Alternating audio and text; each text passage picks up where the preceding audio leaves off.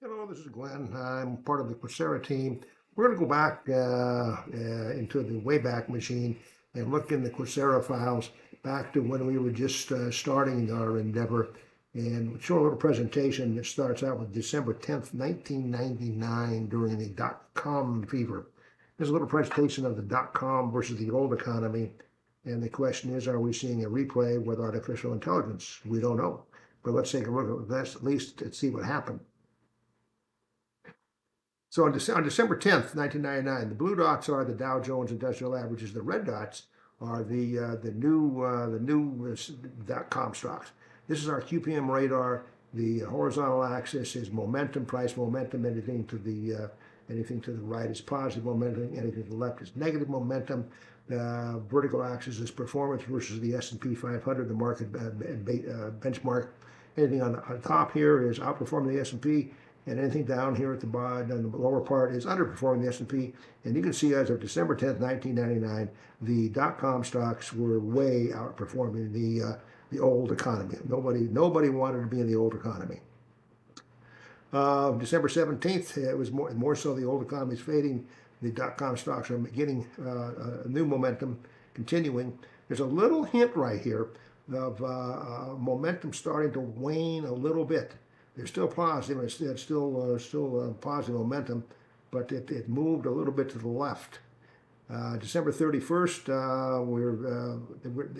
the dot-com stocks are the only thing with positive, I'm sorry, the only thing that are outperforming the S&P 500, because the S&P 500 is the old economy. January 7th, you're beginning to see some movement to the left. You're seeing the first part, the first break in the dot-com mania. By January 14th, that had increased. The dot-com stocks now mostly were on negative momentum. And then you had buy the dip. Buy the dippers moved in. January 21st, they're moving back to the positive side. That didn't last too long here with January 28th.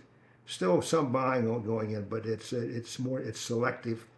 By February 4th, you can see that the movement to the left is beginning again. There's by February 11th, things are looking bad for both the Dow Jones the Dow Jones averages or Dow Jones stocks, the old economy, and the new economy. February 18th, new economy is still outperforming the old economy, but it's negative. And remember now, these stocks, at this point here, these stocks are lower than they were a few months ago. In some cases, dramatically lower than they were, but they still had a price. You could get something out of them. By March 3rd, there was more and more in the negative area. And a little bit of a pop up March 10th. And then by March 17th, we begin the march to the end. March 31st, you can see what's happening here. And by April 7th, the old economy has positive momentum. The new dot-com stocks have negative momentum. And right here on April 14th, this is the end of the story. They had all fallen down into their not only negative momentum, but underperformed the S&P 500. This was the dot-com crash. Again, these stocks, they still had a price, or they wouldn't have been on here, but the price was dramatically lower. But it was a price.